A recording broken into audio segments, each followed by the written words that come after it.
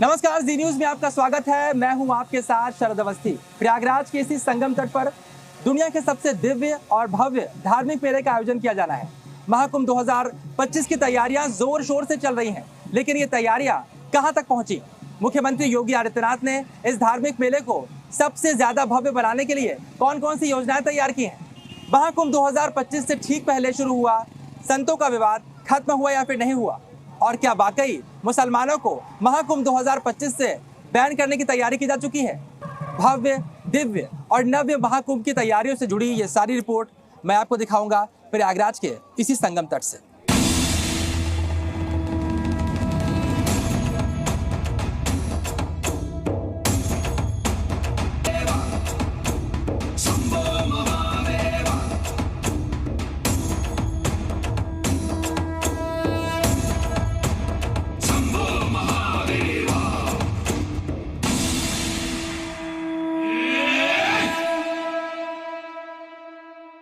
किंतु ऐसे आएंगे दूसरे धर्म वाले तो उसका धर्म भ्रष्ट करेंगे ही। क्या नाम है आपका? चांद मोहम्मद।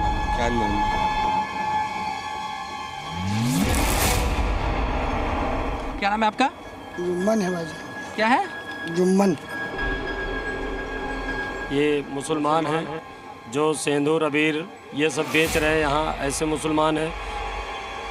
इनको यहाँ से हटाया जाए, 2025 महाकुंभ मेले से इनको बाहर किया जाए।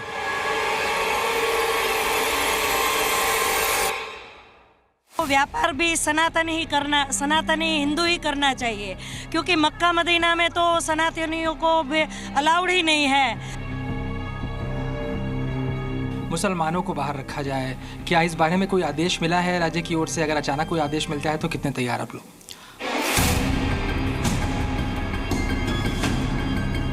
संत समाज प्रयागराज महाकुंभ 2025 में मुसलमानों को बैन करने पर अड़ा है, लेकिन महाकुंभ की तैयारियों में युद्ध स्तर से जुटा प्रशासन क्या करने जा रहा है?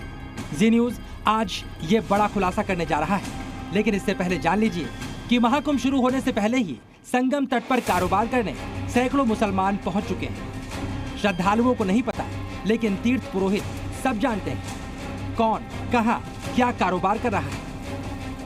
और जी न्यूज ने जब संगम तट पर तलाश की तो हमको भी ऐसे कई लोग मिल गए जिनकी मौजूदगी से संत समाज को आपत्ति है। क्या नाम है आपका? चांद मोहम्मद। तो चांद मोहम्मद जी, कारोबार आप यहाँ पे कर रहे हैं, कितनी कमाई वगैरह हो जाती है? मिल जाते हैं 100-200 दिन में 100-200। अच्छा, ये ऊपर मिलते नहीं है। कोई खरीदेंगे जब ही दुकानदारी होगी, जब खरीदेंगे दुकानदारी कहाँ से होगी? तो बेसिकली जो लोग यहाँ पर आते हैं पूजा पाठ करते हैं उनको आप ये सिंदूर बेचते हैं? महिलाएं ज़्यादा खरीदती होंगी? हाँ, महिलाएं खरीदती हैं, गाड़ियों पकड़ते हैं। ये जा रहा है कि साधु सन्यासियों ने आपत्ति जाहिर की है कि जो गैर हिंदू नहीं है वो महाकुंभ में ना आए और संगम क्षेत्र में ना दिखाई पड़े, 50 किलोमीटर के एरिया तक ना दिखाई पड़े। तो क्या जानकारी है आपके पास? नहीं, कोई जानकारी नहीं। आप लोग को अब तक ये बताया नहीं गया है? नहीं, कोई नहीं बताया गया है। अच्छा, जानकारी होती तो हम बताते आपको। अच्छा, ऐसे जब बड़े आयोजन होते हैं तो उस दिन बिक्री ज़्यादा होती है? तो क्या उम्मीद है कि जैसे अभी 500 कमाते हैं तो उस वक्त कितना कमा लेंगे? मिल जाते हैं 1000, 1500, 2000। चांद मोहम्मद कानपुर से यहाँ पर सिंदूर बेचने आया है। उसका दावा है कि वो खुद नाम नहीं बताता, लेकिन पूछने पर छिपाता भी नहीं। अगर महाकुंभ में एंट्री पर रोक लगाई गई तो चांद मोहम्मद क्या करेगा? हमने ये सवाल भी पूछा।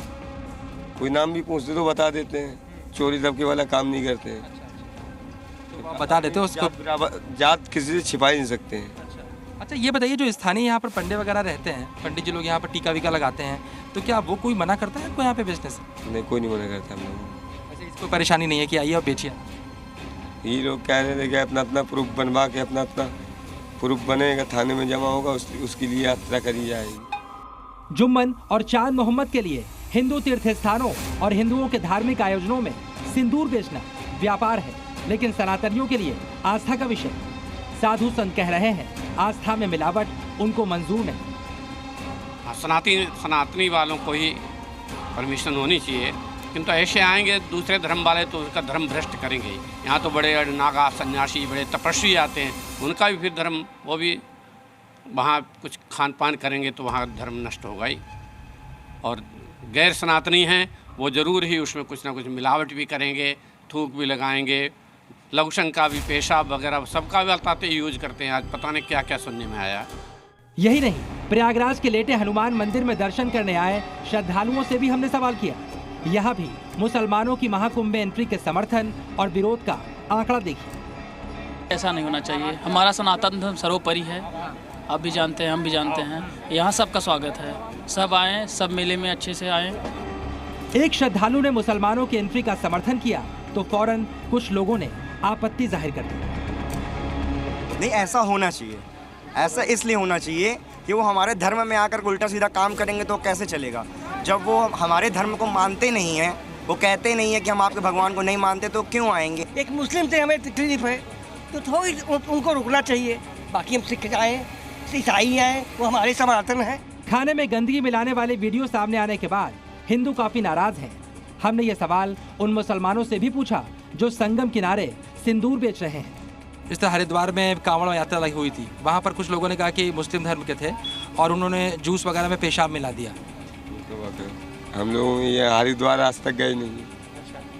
लेकिन जो लोग ये काम कर रहे हैं इसी वजह से कहा जा रहा है कि मुसलमानों को यहाँ पर आने ना दिया जाए। आपकी इच्छा है, जैसे कह रहे नहीं आए, मना करेंगे तो हम लोग नहीं जाएंगे। लेकिन ये बताइए कि जो लोग ऐसा करते हैं वो तो गलत करते हैं ना। भाई गलत तो हो ही रहा है, ये ऐसा नहीं करना चाहिए। ऐसा पता नहीं क्यों कर रहे हैं। लेकिन आपको ऐसा लगता है कि मतलब जो लोग ऐसा कर रहे हैं उनकी वजह से खामियाजा सबको भुगतना पड़ रहा है। और क्या। ये तो हुई महाकुंभ में मुसलमानों की एंट्री पर मुस्लिम विक्रेताओं, साधु संतों और हिंदुओं के मन की बात। लेकिन प्रशासन क्या करने जा रहा है, हमने ये भी पता किया। इसके लिए हम वहाँ पर पहुँचे जहाँ से महाकुंभ के लिए दुकानों का आवंटन हो। अधिकारियों ने बताया उनकी क्या तैयारी है। संतों की सर एक मांग है जिसकी बहुत चर्चा हो रही है देश भर में कि मुसलमानों को बाहर रखा जाए। क्या इस बारे में कोई आदेश मिला है राज्य की ओर से? अगर अचानक कोई आदेश मिलता है तो कितने तैयार आप लोग? जो भी यहाँ टेंडर की कार्रवाई होती है वो प्रतिस्पर्धात्मक निविदा के माध्यम से होती है और जो भी नियमोचित कार्रवाई होती है हम लोग उसके लिए आगे बढ़ते हैं। नियमोचित कार्रवाई इसमें की जाएगी। चलिए अब हम आपको महाकुंभ 2025 में दुकानों के आवंटन के नियमों के बारे में भी बता दें। कुंभ और महाकुंभ में दुकानें निविदा प्रक्रिया से आवंटित होती। किसी वर्ग विशेष को दुकान आवंटित करने पर कोई रोक नहीं और इसी प्रक्रिया से महाकुंभ 2025 में दुकानों का आवंटन होगा। क्या साधु सन्यासी इसके लिए कोई आंदोलन भी कर सकते हैं और ये भी कर सकते हैं कि कोई विरोध प्रदर्शन होगा सरकार अगर इस बात को नहीं मानती तो? विरोध का तो खैर देखा जाएगा, पहले सरकार मानी जाएगी। विरोध की तो कोई इतनी ज़रूरत नहीं पड़ेगी। अभी सरकार ने मुसलमानों की एंट्री पर कोई आदेश जारी नहीं किया। वहीं फेरी वालों को लेकर भी प्रशासन ने कोई रोक नहीं लगाई। लेकिन महाकुंभ को अभी थोड़ा वक्त बाकी है और साधु संतों का दबाव बढ़ा तो ये मुद्दा और तूल पकड़ेगा, ये भी तय।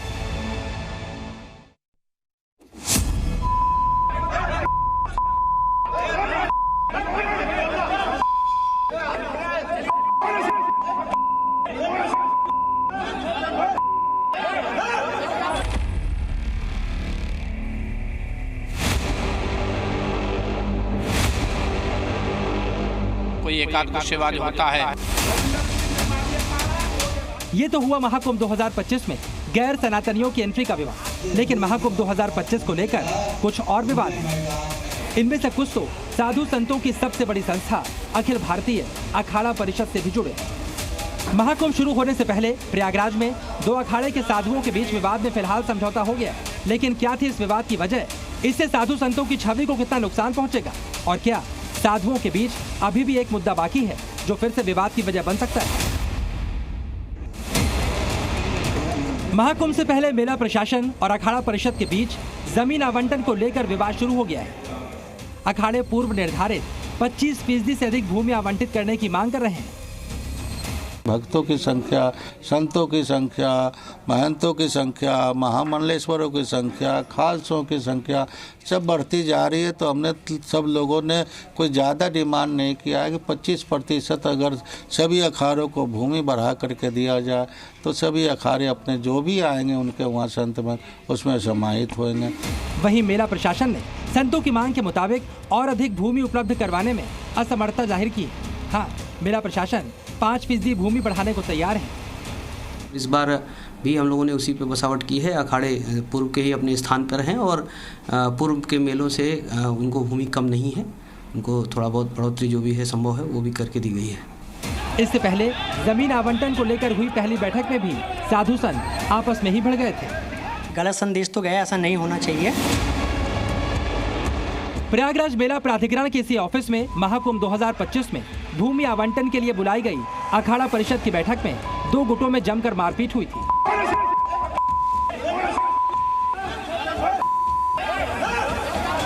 ये विवाद निर्मोही अखाड़े के महंत राजेंद्र दास और जूना अखाड़े के साधु के बीच हुआ था। फिलहाल इस विवाद को थाम लिया गया है, लेकिन साधुओं के बीच कुछ मुद्दे और बाकी हैं। स्नान पहले कौन करेगा, शायद इस बात को लेकर भी कोई विवाद चल रहा है। अभी तो अब सभी इकट्ठे होंगे, सबका छावनी प्रवेश हो जाएगा, उसके बाद इसका विचार तो किया जा रहा है, किंतु इसका पूर्ण रूप से विचार तो बाद में ही होगा। देश का सबसे बड़ा अखाड़ा जूना अखाड़ा चाहता है उसे सबसे पहले स्नान का मौका मिले। कई अखाड़े उसकी मांग के साथ हैं, लेकिन कई दूसरे अखाड़े इसका विरोध भी कर रहे हैं। अब तक ये विवाद नहीं सुलझा है, लेकिन हमें पूरी उम्मीद है कि महाकुंभ से पहले सभी विवादों का सूर्यास्त हो जाएगा और महाकुंभ 2025 के जरिए सनातन का सूर्योदय होगा और इस दिव्य, भव्य और नव्य महाकुंभ की ख्याति देश ही नहीं दुनिया के कोने कोने तक पहुंचेगी। लेकिन इस बार तकनीक भी महाकुंभ 2025 की यात्रा को सुविधाजनक बनाएगी। प्रयागराज मेला प्राधिकरण और दिग्गज कंपनी गूगल ने इसके लिए एक बड़ा समझौता किया।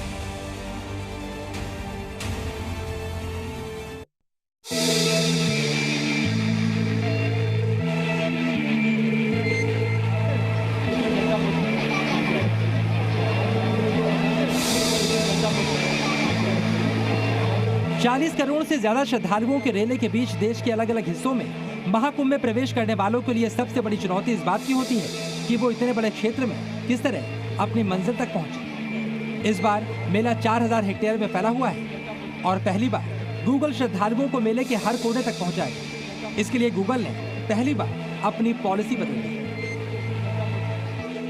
गूगल ने अपना एक पॉलिसी चेंज करके, जो पहले वो परमानेंट सिटी को ही गूगल नेविगेशन की फैसिलिटी देता था, लेकिन इस बार टेम्पररी सिटी, मतलब इसके मैग्नीट्यूड को देखते हुए, इसके क्राउड को देखते हुए गूगल ने ये पॉलिसी चेंज की है और टेम्पररी सिटी को भी गूगल से इनेबल्ड किया है।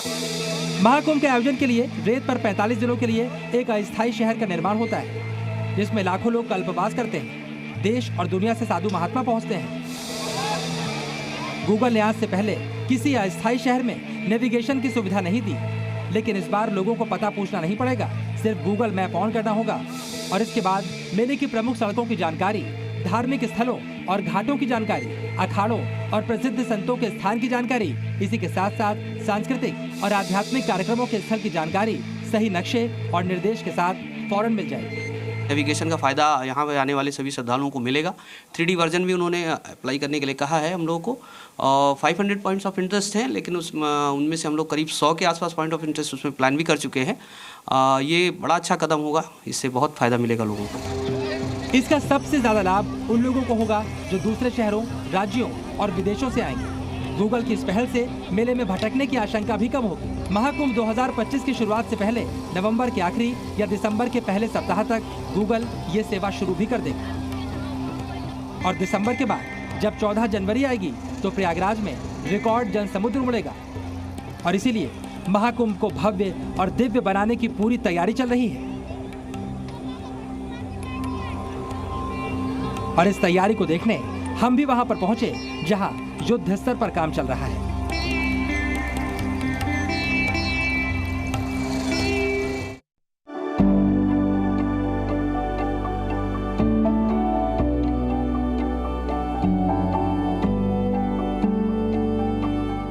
महाकुंभ 2025 के लिए एक विशेष नगर 4000 हेक्टेयर और 25 सेक्टरों में बसाया जा रहा है, जिसका काम जोर शोर से चल रहा है।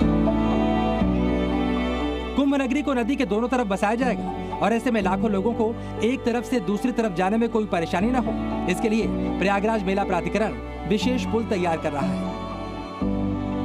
भव्य, दिव्य और नव्य महाकुंभ, एक ऐसा आयोजन जिसकी मिसाल दुनिया के किसी कोने में आपको नहीं मिलेगी। उसकी तैयारियां यहाँ पर चल रही हैं और इसके लिए तैयारियां क्या चल रही है वो मैं आपको दिखाता हूँ। मेरे ठीक पीछे आप पांटून पुल देख सकते हैं। यहाँ पर पांटून पुल बन रहे हैं, एक के बाद एक 3 पांटून पुल बनते हैं यहाँ पर दिखाई पड़ रहे हैं।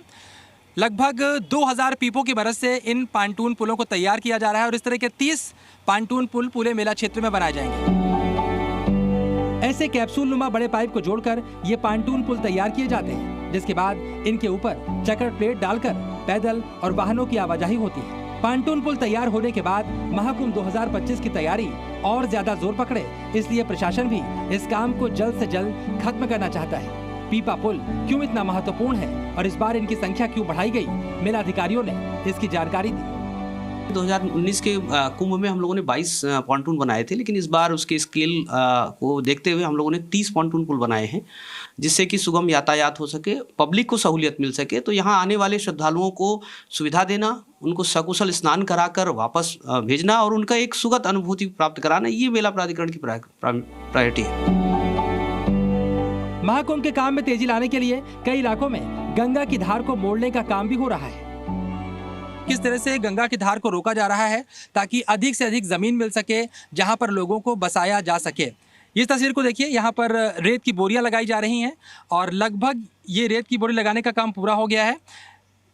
इस पांटून पुल तक ये रेत की बोरी जाएंगी, इसके बाद गंगा की धार को रोक दिया जाएगा और ये जो ज़मीन आपको दिखाई पड़ रही है, जहाँ पर कुछ जगह ज़मीन है और कहीं गंगा नदी दिखाई पड़ रही है, ये पानी लगभग अगले 10 दिनों में सूख जाएगा और ये पूरी ज़मीन यहाँ पर मिल जाएगी, जिसमें मेला क्षेत्र को बसाने का काम भी किया जाएगा।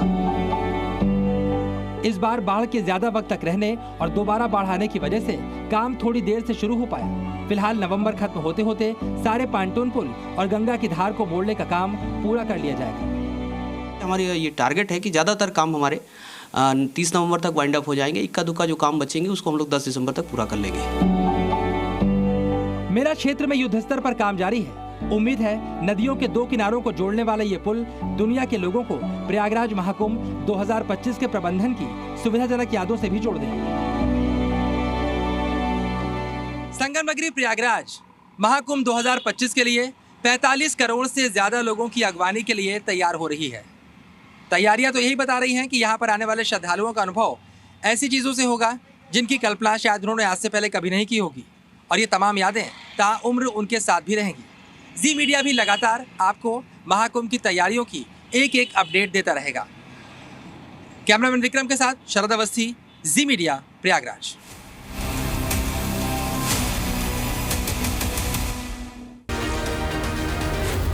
जी न्यूज़।